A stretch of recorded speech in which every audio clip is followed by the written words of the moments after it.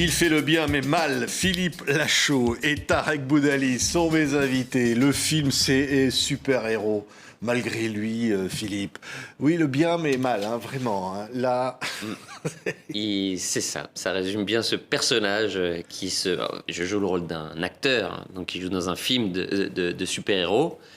Et il va perdre la mémoire et se prendre pour ce super-héros. Et donc, effectivement, il va continuer sa mission en essayant de faire le bien, mais mal. Ouais, mais mal, Tarek Boudali. Hein. C'est bon de se retrouver, toute cette bande de comédiens qu'on adore à chaque fois. Mais là, ça va loin. Hein.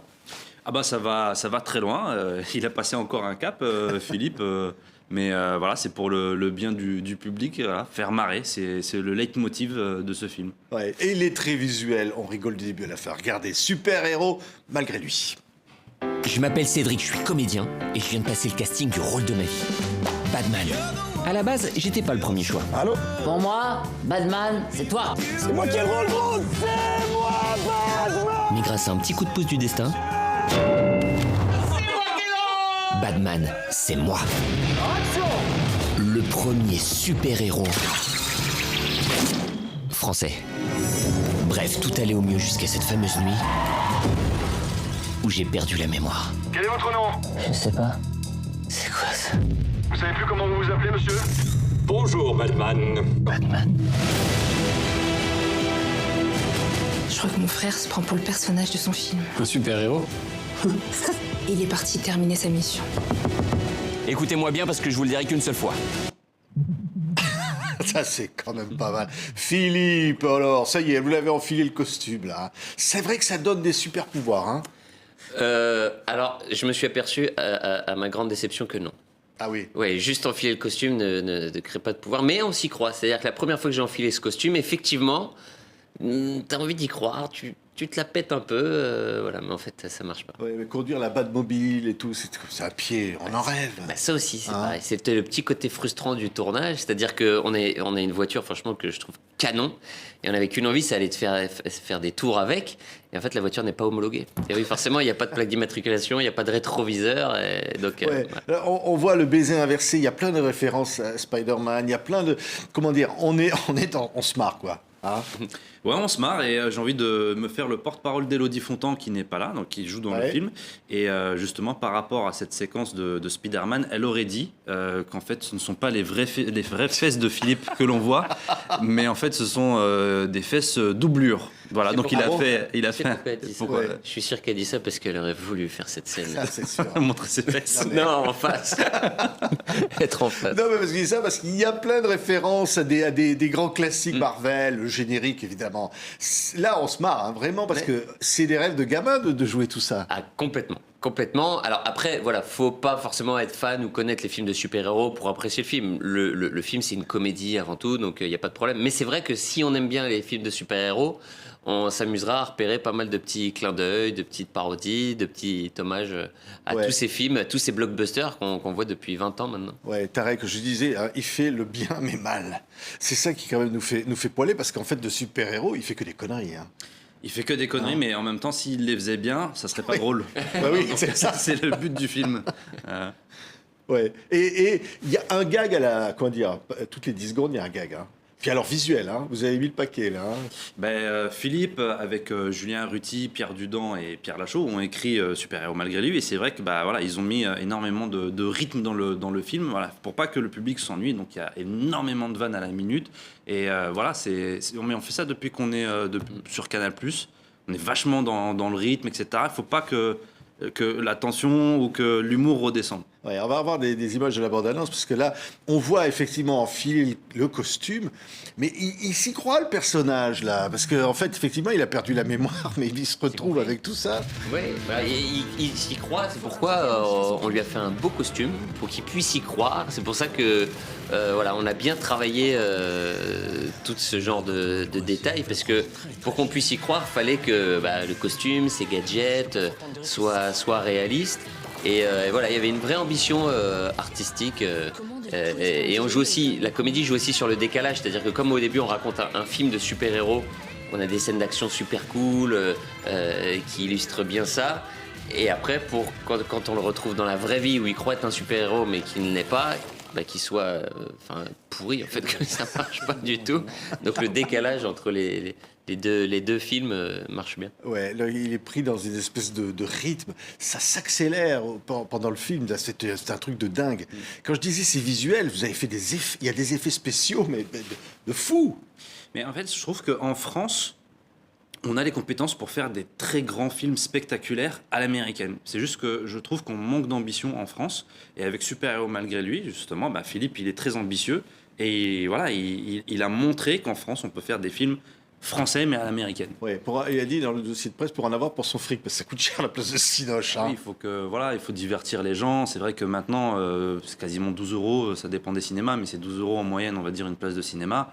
Faut pas se foutre de la gueule des gens, c'est-à-dire que faut pas les décevoir. Donc c'est vrai que dès l'écriture, ils se mettent la pression pour que ils se disent il faut pas que les gens sortent de la salle en se disant c'était moyen ou c'était nul. Il faut vraiment qu'ils sortent en ayant le smile et les yeux pleins d'étoiles. Ouais, mais ce qui est bon en plus, c'est que les personnages sont super attachants.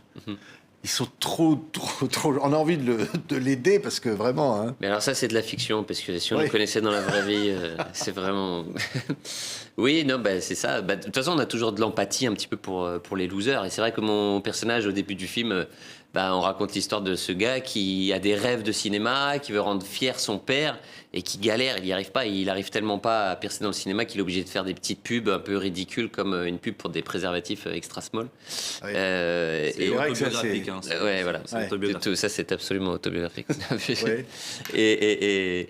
Et donc, on s'attache forcément à ces personnages-là. Ouais, et il leur arrive les pires trucs. Est-ce que c'est vrai que sur le tournage, le pire truc qui pouvait arriver, c'était les fous rires?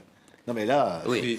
Tarek. Oui, alors c'est vrai Parce que que moi ça je le mettait suis... dans la, on va dire un mot grossier, ça le mettait dans la, voilà. Absolument. Hein Absolument. C'est-à-dire que comme lui, il est réalisateur, entre les prises, il a 20 000 problèmes à gérer en vérité. Donc il n'a pas de temps mort. Tandis que nous, quand on est comédien, entre les prises, on a un vrai temps mort. Et puis on commence à faire les cons avec Elodie, avec Julien Arruti, etc. Donc c'est vrai que souvent, on s'amuse, on fait les gamins. Et dans certaines prises, on a des très gros fous rires, ce qui fait que ça retarde le tournage. Ouais, c'est vrai, ça a été dur à vivre, Philippe. Ah oui, j'ai l'impression d'être animateur de MJC, souvent. Ouais. Voilà. Parce que comme il le dit Tarek, c'est que, c'est pareil quand lui réalise ses films, c'est que on sait le nombre de plans qu'on a à faire à la journée, on sait qu'au bout d'un moment, le soleil va disparaître, va tomber, la lumière va plus être la même. Donc ça met la pression, ça met du stress. Sauf que des fois, partent en rigolade, faut arrêter, parce que Tarek, il pleure de rire en fait dès qu'il rigole. Donc faut faire les raccords maquillage pour recommencer ou quoi. Donc Ouais. faut gérer. C'était un kiff parce que je sais que vous adorez le cinéma de Francis Weber, Oui. rigoler de tout ça, puis de se dire voilà, c'est ça le cinéma quoi, qui fait du bien. En tout cas, moi, c'est ce qui m'a donné envie de faire ce métier quand j'étais petit. C'était de voir mes parents clairement rire devant les films de Francis Weber. Je voyais l'effet que pouvaient faire ces films sur mes parents. Et je disais, mais c'est extraordinaire. Je sentais mes parents vraiment joyeux. Et je dis, mais la force de ces films, et toute ma vie, je me suis dit, j'aimerais vraiment faire ça dans la vie.